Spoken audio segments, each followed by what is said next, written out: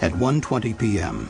on March 23, 2005, a massive explosion and fire erupted at the BP refinery in Texas City, Texas. The explosion killed 15 workers and injured 180 others, many of them seriously. The blast occurred at the isomerization or ISOM unit, which produces materials to boost the octane rating of gasoline. The explosion shattered windows in homes and businesses up to 3/4 of a mile away from the 1,200-acre refinery. As thick black smoke billowed from the plant, authorities instructed some 43,000 Texas City residents to stay indoors. The accident cost BP billions of dollars in victims' compensation, property damage, and lost production. This investigation was the largest and most comprehensive investigation in the history of the Chemical Safety Board. CSB Supervisory Investigator Don Holmstrom led a 2-year investigation to determine the root causes of the accident. We interviewed over 370 witnesses. We looked at thousands of documents, literally millions of pages of documents, and we examined the plant, inspected over 40 pieces of instrumentation and equipment. The investigation team examined a wide range of safety systems, practices, and standards, and looked at human factors such as fatigue and communication between operators. The board's report was released at a public meeting in Texas City on March 20, 2007. Then CSB Chairman Carolyn Merritt presided. Many of you here tonight had family members or co-workers who were victims of this explosion. To all of you, I express my deepest condolences and sincere wishes that society never allows another accident like this to occur. The tragedy at BP was the worst industrial accident in the United States in nearly 15 years. The CSB concluded that it was the result of organizational and safety deficiencies at all levels of the company. We found that BP management had, for many years, overlooked warning signs of a possible catastrophic accident.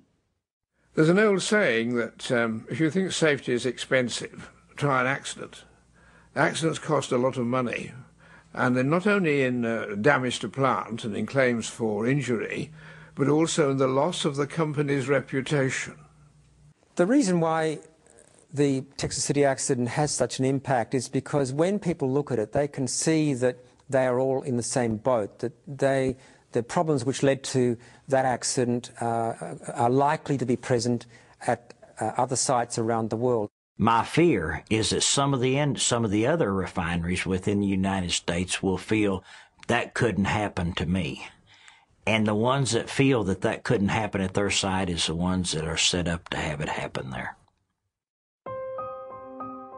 The following CSB computer animation depicts the sequence of events over an 11-hour period leading to the explosion at the BP Texas City refinery on March 23, 2005.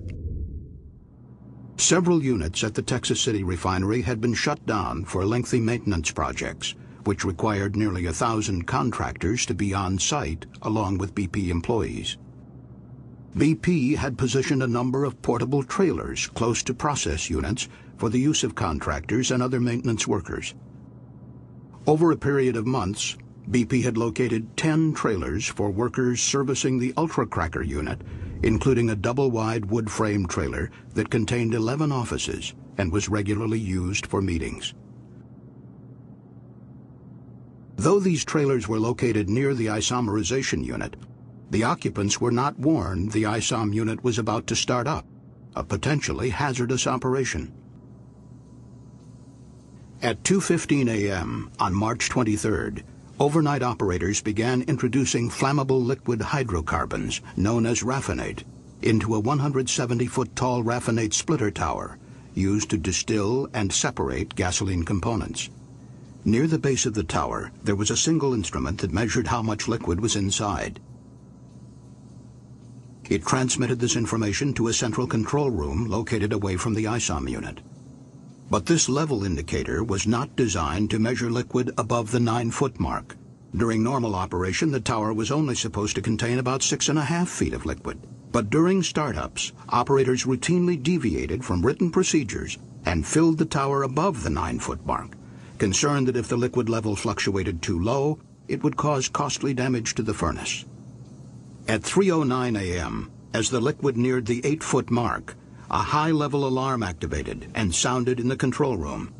But a second high-level alarm, slightly further up the tower, failed to go off. By 3:30 a.m., the level indicator showed that liquid had filled the bottom 9 feet of the tower, and the feed was stopped. The CSB later estimated that the liquid was in fact at a height of 13 feet, but operators could not know the actual level because the indicator only measured up to 9 feet. The lead operator had been overseeing the startup from a satellite control room within the ISOM unit. At 5 a.m., he briefly updated the night board operator in the central control room about the startup activities. The lead operator then left the refinery early, an hour before the end of the shift. A new board operator arrived in the control room around 6 a.m. to start his 30th day in a row working a 12-hour shift. He spoke briefly with the departing night shift operator and then read the logbook to prepare for the startup. But the logbook did not clearly indicate how much liquid was already in the tower and equipment, and it left no instructions on routing of the liquid feed and products when the startup resumed. Instead, the control board operator only found a one-line logbook entry that said, ISOM brought in some RAF to unit to pack RAF with. At 7:15 a.m., the day shift supervisor arrived. Because he was more than an hour late, he received no formal briefing from personnel on the night shift about conditions in the ISOM unit. At 9:51 a.m., operators resumed the startup. They began recirculating the liquid feed and adding more liquid to the already overfilled tower. As new feed was added, startup procedures called for regulating the liquid level in the tower using the automatic level control valve. But the board operator and others had received conflicting instructions on routing the product. As a result, this critical valve was left closed for several hours, blocking the flow of liquid from the tower. A few minutes later, operators lit burners on the furnace to begin heating up the feed, part of the normal startup process. While the startup was underway, the day supervisor left the refinery on short notice just before 11 a.m.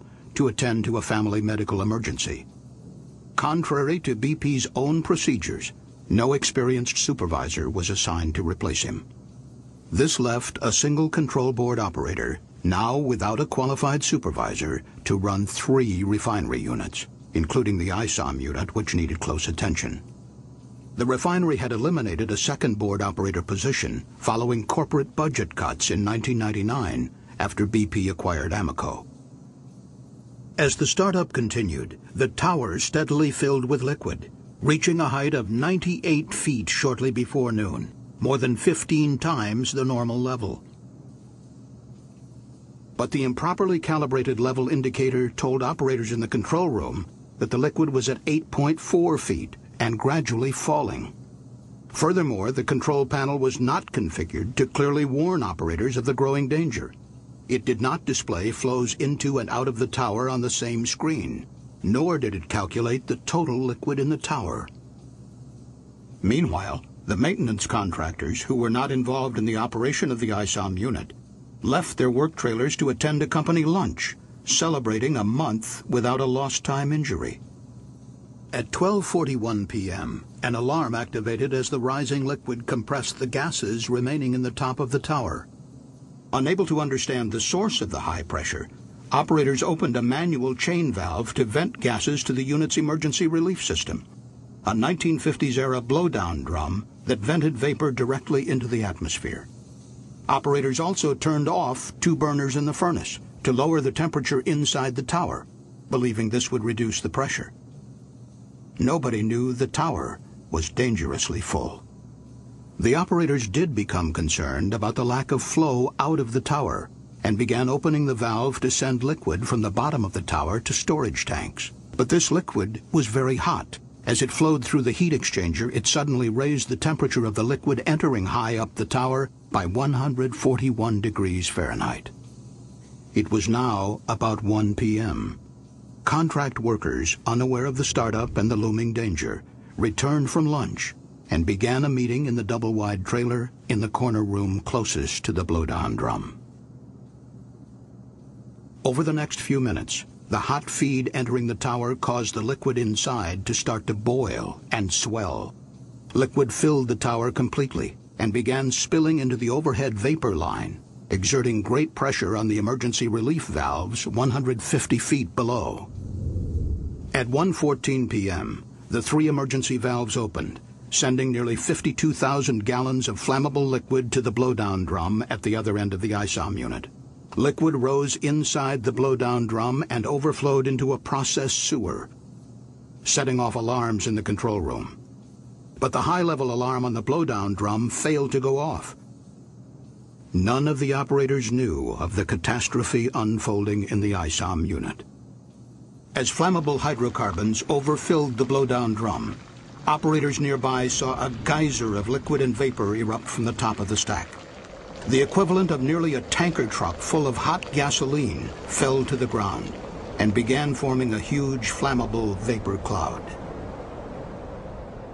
This scene, based on CSB computer modeling, shows how the vapor cloud expanded in just 90 seconds, engulfing the unit and the nearby trailers full of workers. About 25 feet from the base of the blowdown drum, 2 workers were parked in a pickup truck with the engine idling. As flammable vapor entered the air intake, the diesel engine began to race. The 2 workers fled, unable to shut off the engine. Moments later, witnesses saw the truck backfire and ignite the vapor cloud. Powerful explosions swept through the area. Computer modeling shows how the blast pressure wave accelerated through the ISOM unit, causing heavy destruction and igniting fires throughout the area. The workers inside the trailers were right in the path of the explosions. The fires continued to burn for hours. 12 of the 20 occupants of the double-wide trailer were killed, along with 3 workers in a trailer nearby. Dozens of others suffered serious burns, fractures, and other traumatic injuries. The wood and metal frame trailers were blown apart by the blasts. Firefighters struggled to rescue the injured and recover the victims. 50 large chemical storage tanks were damaged, and the ISOM unit remained shut down for more than 2 years.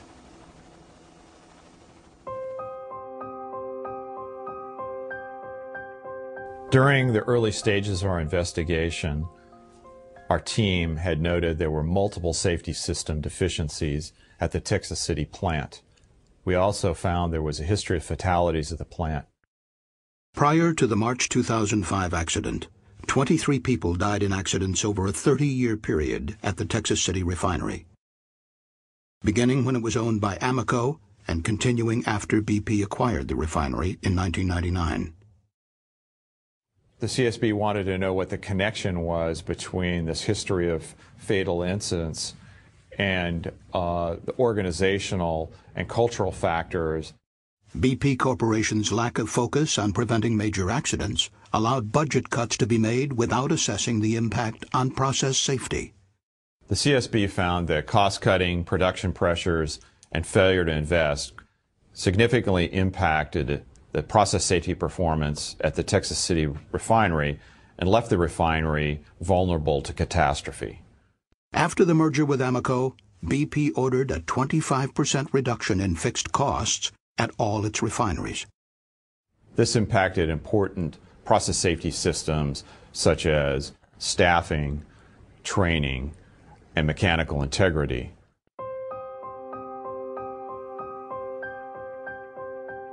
The effects of the budget cuts became apparent in a number of internal BP documents made public following the accident. In one, the refinery manager was quoted as having observed in 2002 that the infrastructure at Texas City was in complete decline. He ordered a study of the refinery's safety and mechanical integrity, a study which was shown to BP executives in London. That study warned of serious concerns about the potential for a major site incident following more than 80 hydrocarbon releases in the previous 2 years. The study also concluded that its own findings were urgent and far-reaching. A follow-up BP study in 2002 found the refinery's integrity and reliability issues were clearly linked to the reduction in maintenance spend over the last decade. In 2003, a maintenance assessment stated that cost-cutting measures have intervened with the group's work to get things right. Usually, reliability improvements are cut.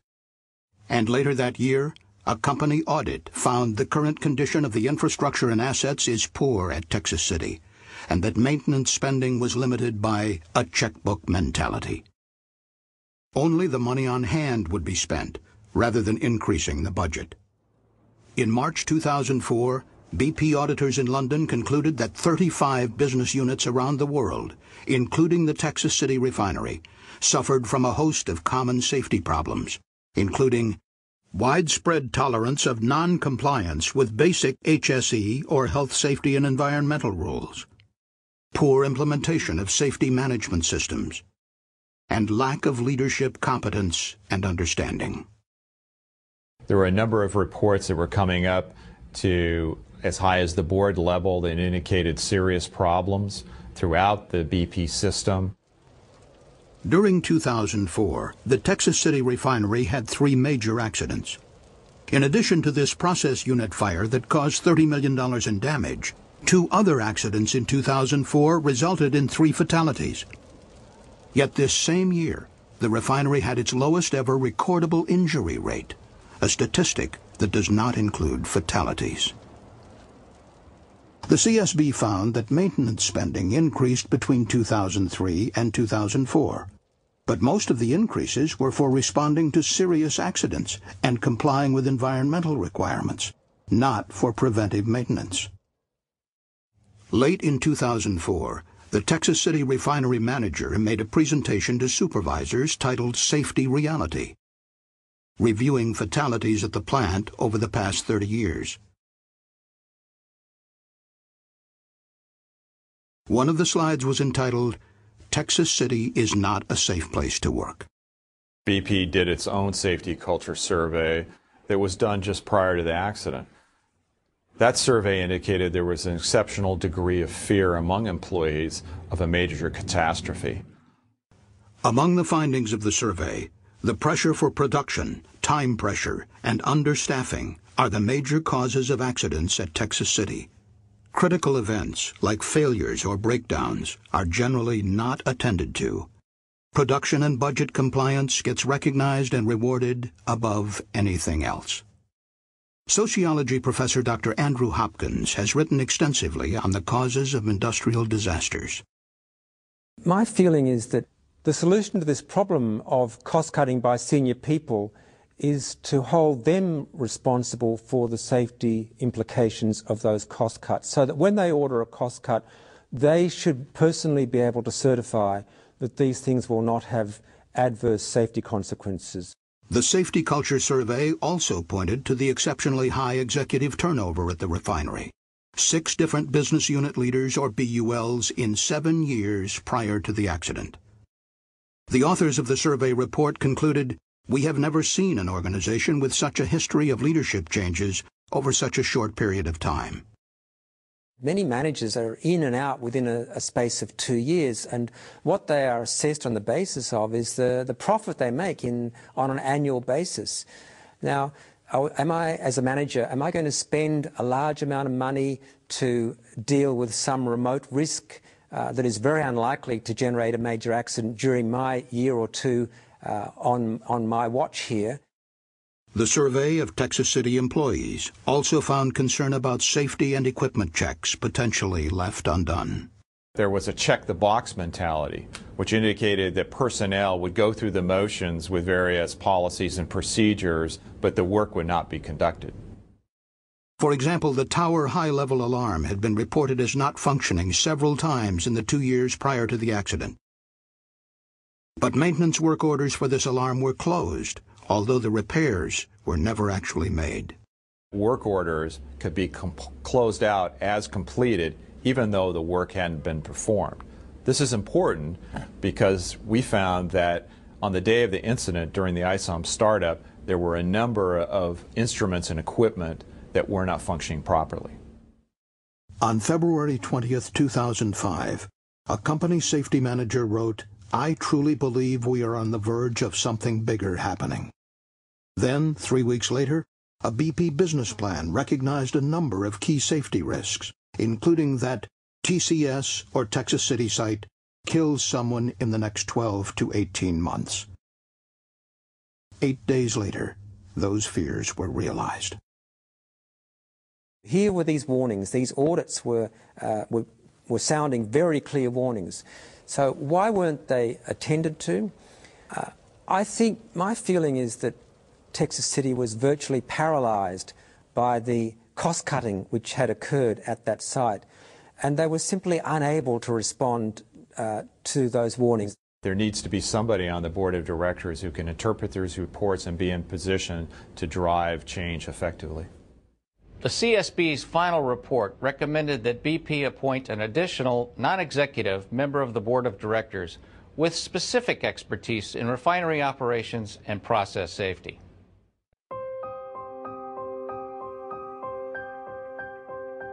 So the problem at Texas City was that they were essentially blind to this issue of process safety. They were focusing on personal safety. The CSB concluded that over a period of years, BP managers focused on lowering rates for personal injuries, such as slips, trips, and falls, while often disregarding key process safety indicators. We as members of the travelling public intuitively understand that the numbers of baggage handling injuries really tells us nothing about the likelihood of a major accident, an aircraft crash, and no airline in its right mind is going to try and convince the travelling public of how safe it is by telling you about its workforce injury statistics. Dr. Trevor Kletz is an internationally recognized chemical process safety expert. Process safety deals with the fires and explosions and toxic releases and things like that. And you can have a very good accident rate for what we call hard hat accidents, but not for process ones. There are a whole series of incidents occurring at BP in the years prior to the accident: gas releases, other kinds of releases, fires, all of which were telling you that process safety was not well managed. You need to measure process safety performance with the appropriate indicators, both leading and lagging indicators. Lagging indicators measure events that have already occurred, such as fires, explosions, and equipment failures. Leading indicators are designed to predict the likelihood of an accident before it occurs. For example, the percentage of equipment inspections that are overdue. The opening of a safety release pressure relief valve is itself an indicator that things are not as they should be. So we should count those and try and reduce the number of occurrences of those sorts of events. But the investigation found that BP did not effectively use leading and lagging indicators to measure and drive process safety performance. For example, BP's pay plan rewarded managers primarily for controlling costs. The only safety metric used to calculate bonuses was the personal injury rate. Process safety was not considered. The CSB final report recommended that the United Steelworkers Union and the American Petroleum Institute create a new standard for process safety indicators for the petrochemical industry. The board also called on BP to use leading and lagging indicators to strengthen refinery safety performance. After an accident, managers often say, "I didn't know this was happening," or not happening, as the case may be. "If I'd known, I'd have stopped it." Now, this is bad management. It's the manager's job to know what is going on. And he can do that by going round and by keeping his eyes open and reading the accident reports in detail. The CSB investigation noted that BP ignored numerous warnings of the potential for a catastrophic accident, a result of not having an effective reporting and learning culture. Glenn Irwin is a safety official with the United Steelworkers and was a member of the independent panel that examined BP's safety culture.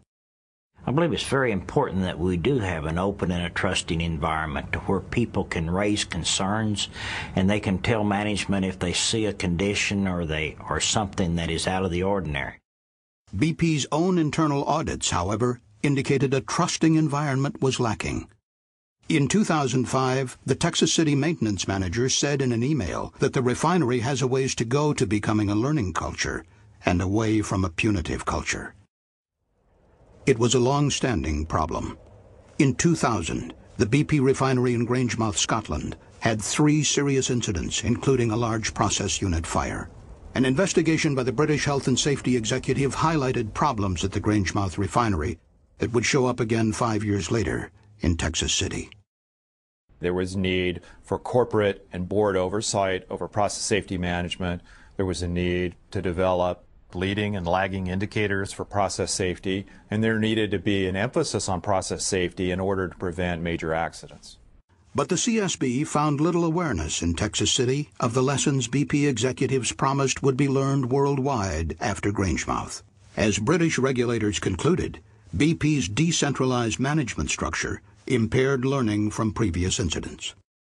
And the reason why BP failed to learn these lessons from other events, the reason why they seem to have this, what I would call learning disability, lies in the way in which the organisation was designed. It lies in the bonus systems of payment. It lies in the decentralised structure of the organisation. It lies in the organisational location of process safety experts. The CSB found that following the 1999 merger with Amoco, BP dismantled Amoco's existing centralized safety structure. The reorganization left a diminished process safety function that no longer reported to senior refinery leadership. So I think one of the lessons coming out of that is that if an organisation judges something important, it will locate people towards the top of the apex in that organisation, people with responsibility for that. And the fact that the process safety manager was further down the line is yet another indication of the lack of focus on process safety. A positive safety culture would ensure that incidents are being reported, that they're being followed up on, that there's enough resources to ensure adequate safety. Over the years at Texas City, many critical incidents were not reported, nor were the lessons acted upon to prevent future catastrophic events. And it's also in human nature there's a tendency to say, oh gosh, that was a near one, I'm glad that leak didn't catch fire, let's forget about it and get on with the job. For example, BP wasn't investigating abnormal conditions that were occurring repeatedly during startups of the ISOM unit. The CSB examined 19 previous startups in the 5 years prior to the ISOM incident and found in the vast majority of these startups, the operators ran a high level above the range of the level transmitter. The problem with running the level above the reading is that you don't know how high the level really is. This can lead to grossly overfilling the tower. But even though high levels and pressures could have led to a catastrophic accident, the previous startups were never investigated as near misses, and procedural deviations became accepted as normal. The CSB investigation also found 8 serious releases of flammable vapor from the ISOM blowdown drum, 2 of which caught fire between 1994 and 2004. Only 3 of the incidents were ever investigated. Well, it's widely recognised now that you should investigate near misses, or really near accidents, what they call near misses, as thoroughly as you investigate accidents. After all, it's only a matter of luck whether a leak of flammable liquid or gas catches fire or not.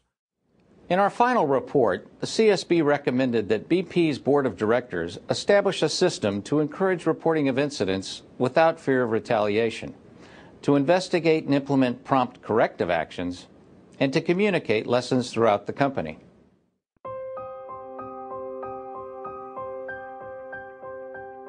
The first choice after an accident is to say, how can we improve the design so this can't happen? How can we remove the opportunity for errors? Even as releases occurred over many years in the ISOM unit, BP continued using equipment based on outdated designs. The raffinate splitter tower lacked modern design safeguards, such as redundant level indicators and alarms, a differential pressure indicator, and automatic interlocks to prevent overfilling. In a well-designed plant, a simple error like closing the own valve shouldn't result in an accident. The design of the emergency pressure relief system was also outdated. Relief valves vented hydrocarbons directly to the atmosphere through an antiquated blowdown drum, which was first installed in the 1950s.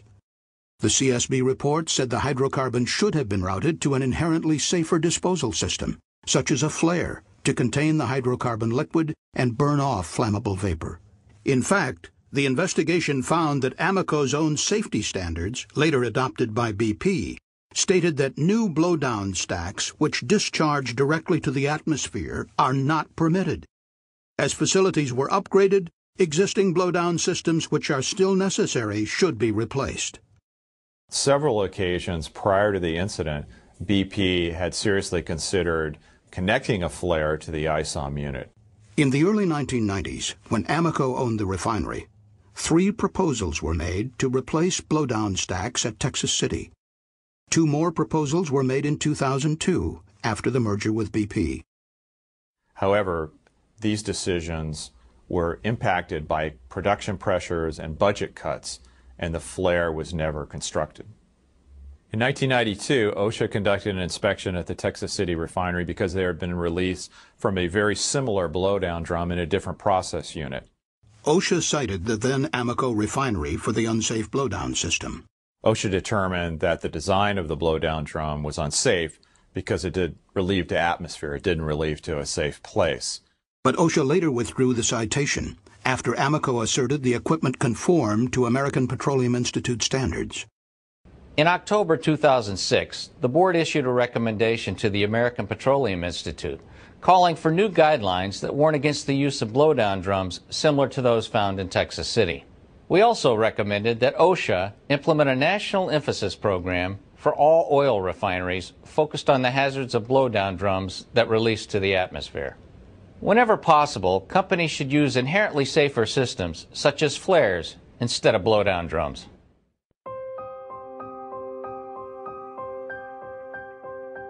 The presence of occupied trailers near the blowdown stack added to the hazards of venting flammable material to the atmosphere. Prior to the incident and prior to the startup of the ISOM unit, a number of trailers, occupied trailers, have been placed close to the ISOM unit. These trailers are occupied by workers who are not involved in the turnaround activities in the ISOM unit. The investigation found this was a key factor leading to the deaths of the workers. They were right on top of the process in trailers as close as 120 feet from the blowdown drum, which is right at the edge of the isomerization process. CSB investigator Mark Kasniak. Well, it is not safe to have trailers that close to a blowdown drum or at the edge of an active process in a petroleum refinery. During an explosion in a refinery, you're actually safer in the open atmosphere than if you were working inside of a trailer. This is because the explosion overpressure will destroy the weak trailer construction, resulting in the formation of missiles and walls collapsing, which is potentially fatal to the occupants. The CSB determined that industry siting guidelines did not adequately protect trailer occupants from the fire and blast damage that can occur hundreds of feet from an explosion like the one at BP. We found that these guidelines were not safe enough prior to this accident and resulted in placing people in harm's way. In addition, BP did not follow its own management of change procedures before placing most of the trailers in a dangerous location. They did not assess the blast hazards posed to the trailer, and action items that were created during the review were never followed up and corrected. Ultimately, the decision on where to place the trailers was largely based on convenience, not safety. And contrary to BP startup procedures, on the morning of March 23rd, managers did not remove personnel from the nearby trailers, or even alert them that the potentially hazardous startup was taking place. The explosion totally destroyed 13 trailers and damaged 27 others, some as far away as 1,000 feet. People inside trailers as far away as 479 feet were injured. In October 2005, the CSB issued an urgent recommendation to the American Petroleum Institute to revise industry standards and establish minimum safe distances for occupied trailers away from hazardous process areas. On June 21, 2007, the American Petroleum Institute issued new industry guidelines to minimize the presence of people and occupied trailers in hazardous process areas.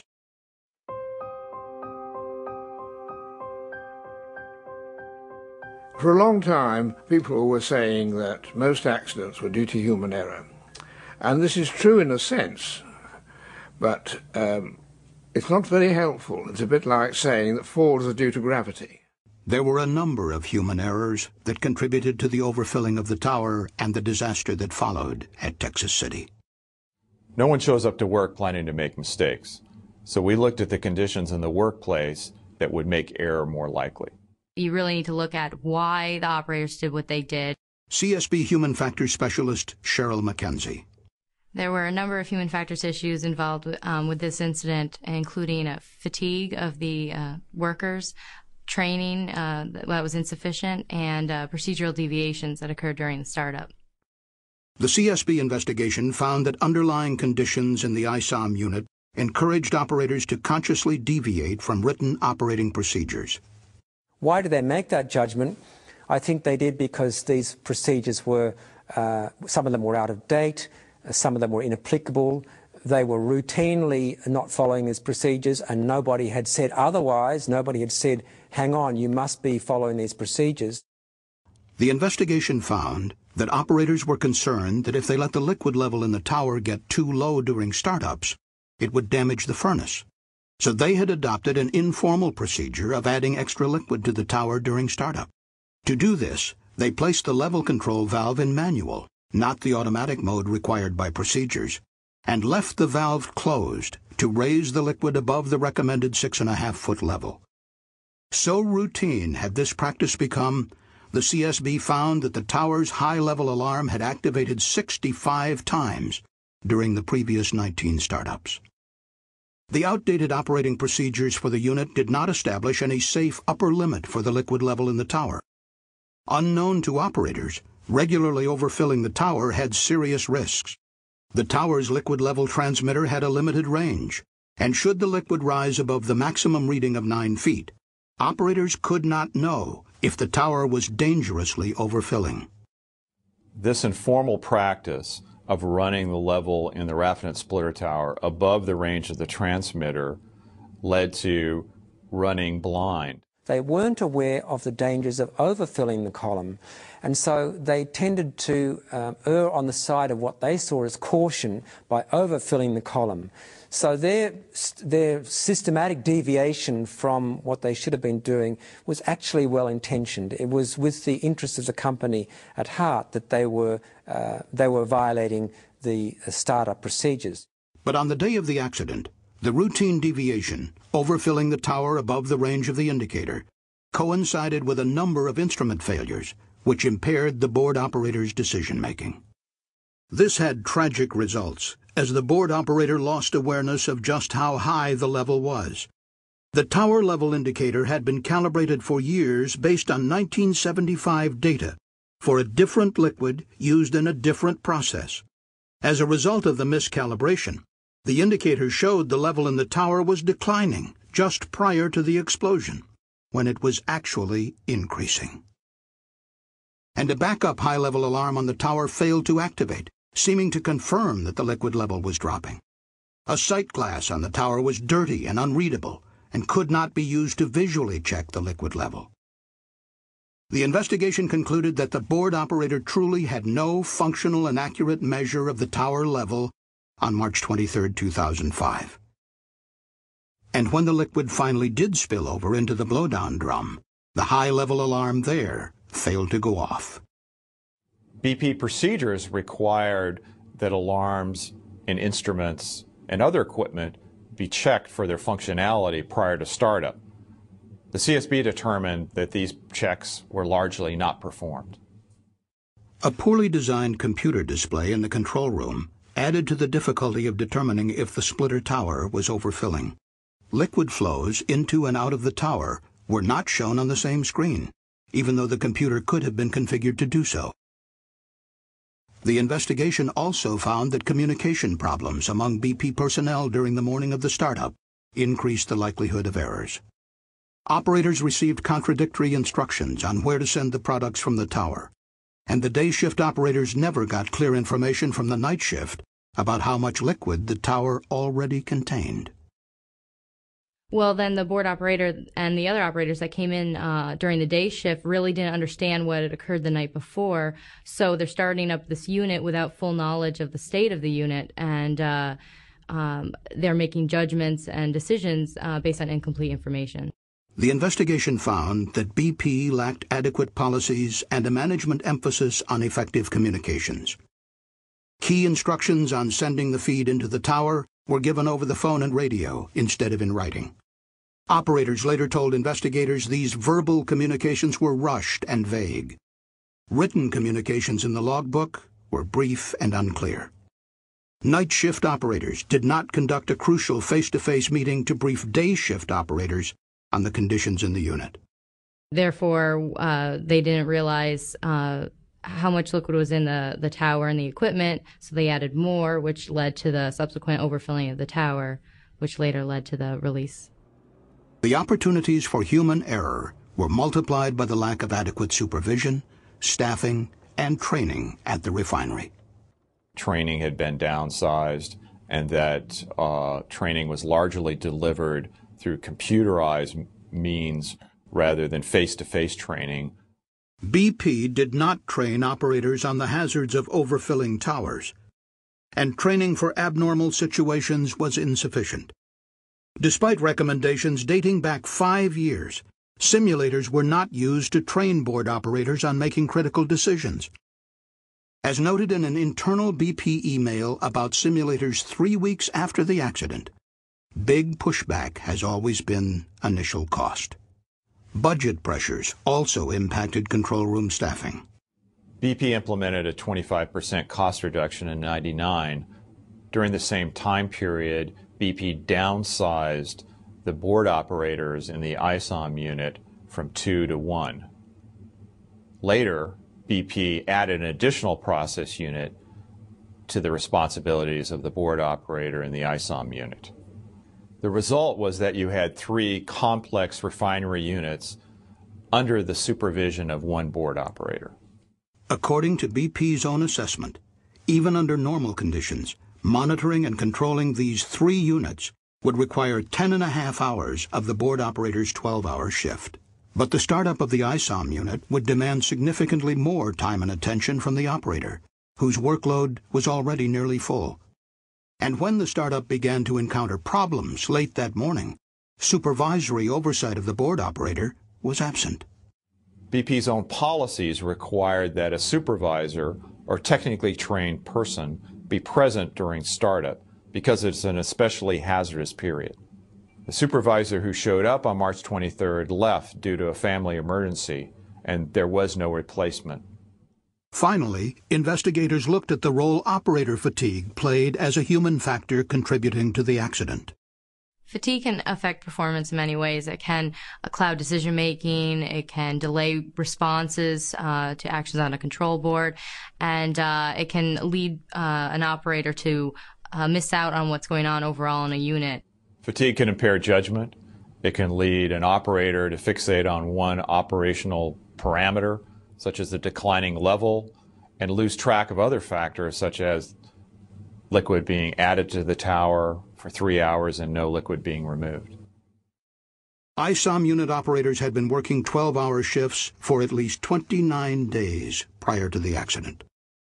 In particular, the board operator was likely suffering from fatigue, including acute sleep loss and a cumulative sleep debt of more than 43 hours. We determined that BP had no fatigue prevention policy, and in fact there was no fatigue prevention policy in the industry as a whole. Companies and employees may believe they benefit from overtime schedules, particularly during maintenance turnarounds, but operator fatigue can have deadly consequences. Our final report recommended that the United Steelworkers and the American Petroleum Institute develop new guidance on preventing fatigue in the petrochemical industry, including limits on hours and days at work.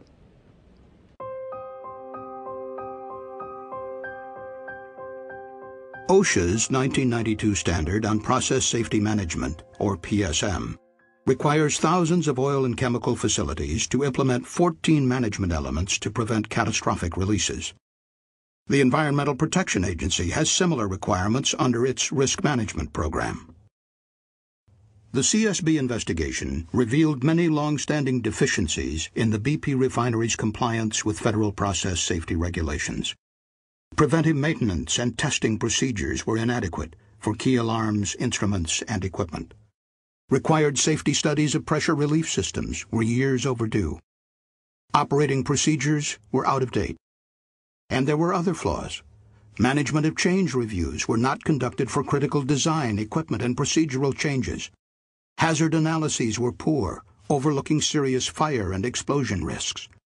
Audits revealed many process safety problems, but they were never resolved. OSHA's enforcement program for the PSM regulations requires planned, comprehensive inspections of facilities with accident histories or other indications of catastrophic risks. A 1992 OSHA directive stated the primary enforcement tool would be the Program Quality Verification Inspection, or PQV, a large, complex audit involving highly trained OSHA inspectors and taking weeks or months to complete. Despite the fact that the BP Texas City refinery had a long history of fatality incidents, there was no program quality verification or intensive PSM inspection conducted at that refinery. OSHA did conduct smaller, unplanned inspections of the Texas City refinery in response to accidents and complaints, but these inspections did not uncover major flaws in process safety management compliance. In fact, the CSB found that OSHA conducted only a handful of program quality verification, PQV inspections, at the thousands of regulated facilities across the country.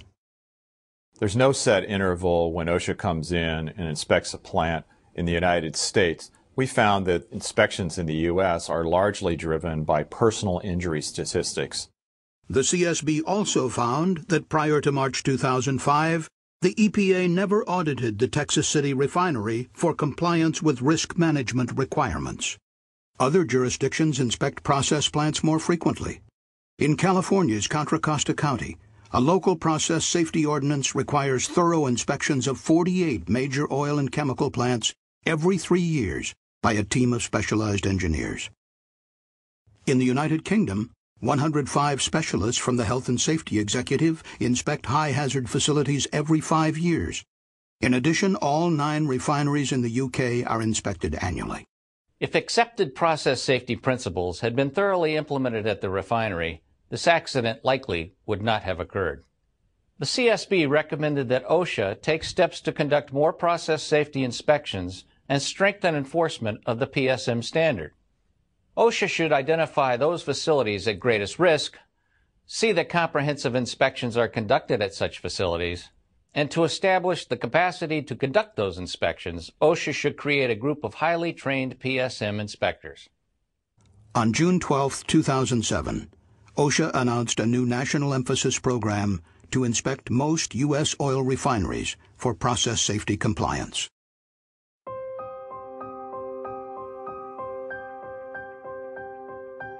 I participated in the panel because I lost a near and dear friend in this incident. A personal friend of mine was killed in this incident. And I thought it was very important that the management systems be looked at with a fresh set of eyes. Early in the investigation of the Texas City accident, the CSB observed what appeared to be a pattern of safety deficiencies. We therefore issued an urgent recommendation, the first ever by this agency, that BP convene an independent panel of experts to study the safety culture of its 5 North American refineries. In October 2005, BP established an 11-member panel that included leading industry, labor, and academic safety experts. It was headed by former Secretary of State James A. Baker III.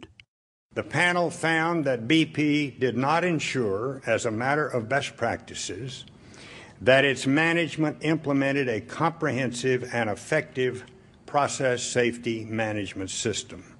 The report, issued in 2007, concluded there were instances of a lack of operating discipline, toleration of serious deviations from safe operating practices, and apparent complacency toward serious process safety risks at each of BP's North American refineries.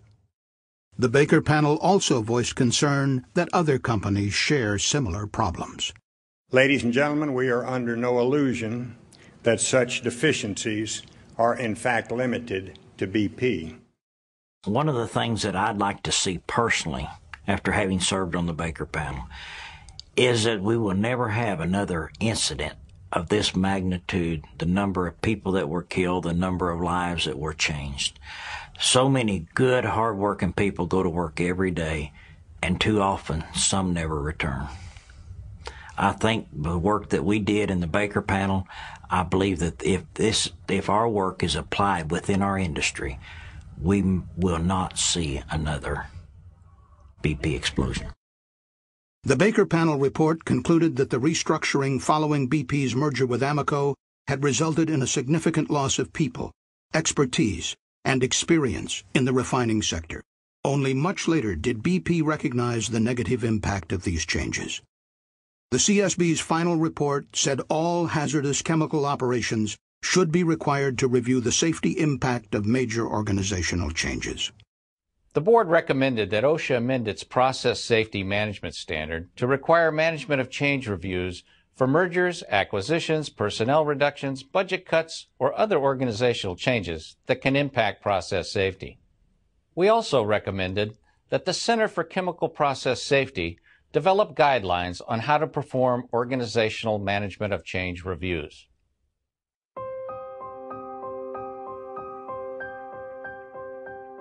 The major problem with the chemical industry, and indeed with other industries, is that the way accidents are investigated, reports are written, circulated, read, filed away, and then forgotten.